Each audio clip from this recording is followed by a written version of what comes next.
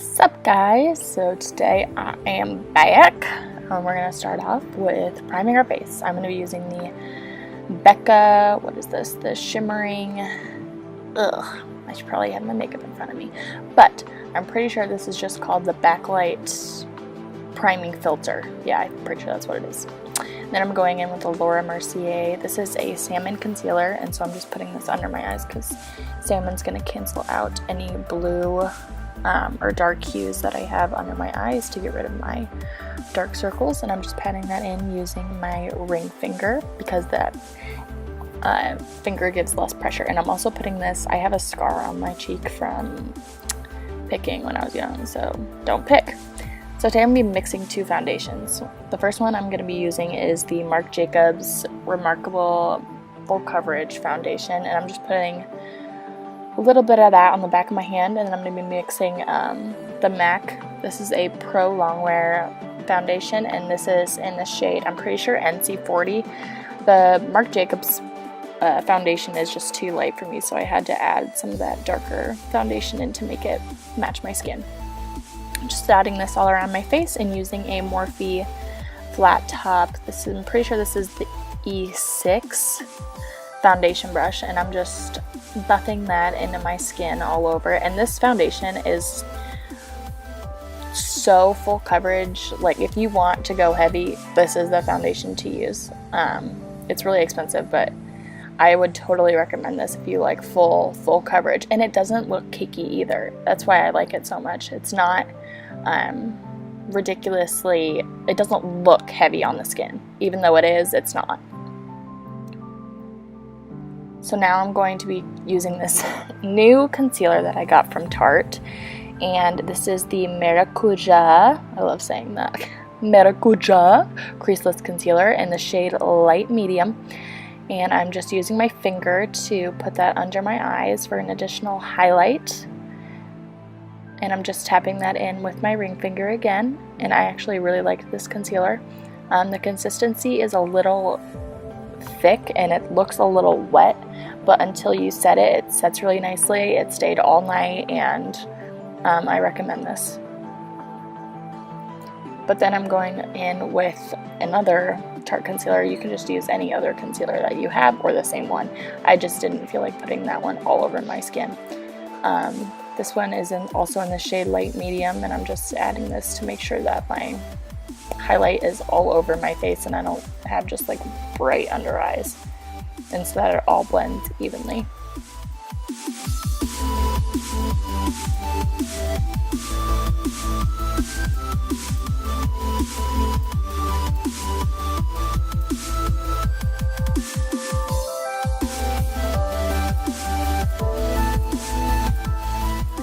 I'm now going in with my second. I purchased this again because I ran out, and my face is like that because it's so dang expensive for a freaking powder, but I gotta do it because it's so good. This is the Laura Mercier Translucent Setting Powder, and I'm just dipping my beauty blender in there to put the powder under my eyes, and this is called baking.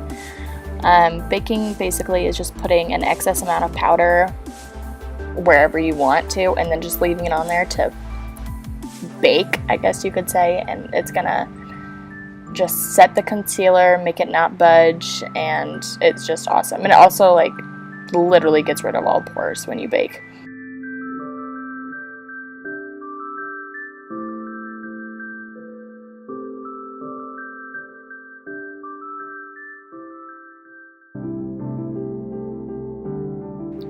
Now I'm going to be going in with the Anastasia contour kit. I haven't used this one in a hot minute, so I decided to whip this one out today.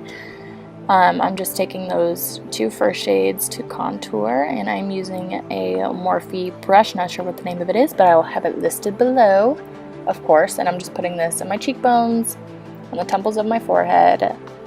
I also do it down or under my chin to make me not have a double chin, because I always have a double chin and it's so gross, so gotta do that. And then I'm just taking just the middle shade to contour down the sides of my nose. And when you contour your nose, you want to make sure to use a very, very light amount of product. When I first started to contour my nose, I used too much and it just turned out so bad. So I already filled in my brows. I used the Benefit Kabrow in, I'm pretty sure it's number 2. Love this new brow product, by the way. Love it. And I set it with the Anastasia Beverly Hills Clear Brow Gel. Jumping on to the eyeballs, the eyeshadow, I'm kidding. I'm going to be taking that first color. It's the lightest color in the palette, and it's also matte. It's called Undercover, and I'm putting this under my brows, and I'm also going to put it on the inner corner of the eye, just to give a nice bright highlight to the eye. And then next I'm going in with the shade Unconditional. It's going to be the transition shade, and it's a dusty rose color. I absolutely love this color. If you have blue eyes, I would highly, highly recommend this palette because these shades look great with blue eyes. So I'm just dusting it back and forth in the crease of my eye just for a nice transition. Now I'm going to be taking Uncensored, which is, this one is more of a brown color, but it's shimmery, and so I'm putting this on the outer corner of my eye, and I'm using a Morphe, no, I think this is actually my MAC 217 brush to just put that on the outer corner of my eye, and I also put it into the crease a little bit as well.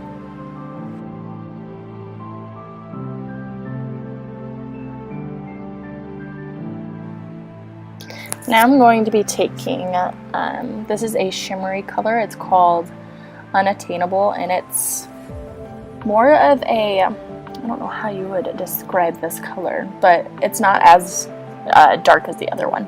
I'm just putting that on the inner part of the eyeball. I'm so weird. Okay, and then I'm going to be taking Untamed, which is the deepest color in the palette, and it's a really deep purple, and I'm just putting that on the most outer part of the eye. And then I'm also taking it on a pencil brush, and I'm using it kind of as a liner.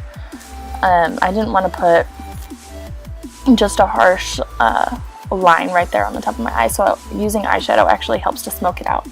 I'm also taking the Unconditional transition shade that we used at first under my eyes, and then topping it off with Untamed, which is the deepest color that we used, and using that also to kind of act as a liner.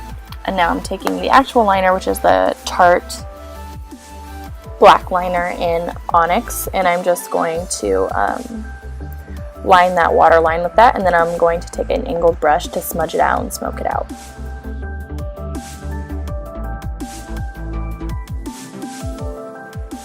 Now I'm just putting on a coat of mascara before I put on my falsies, and just putting them on my lower lashes as well.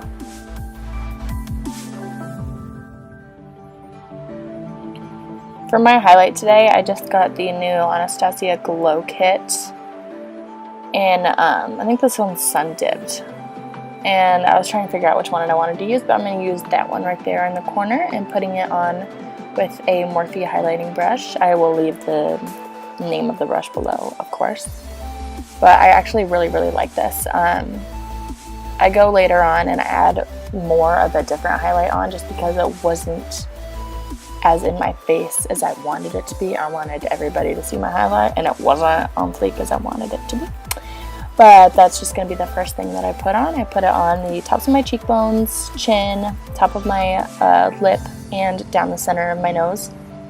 And here I go, grabbing my Kabrow highlight that I wanted to use.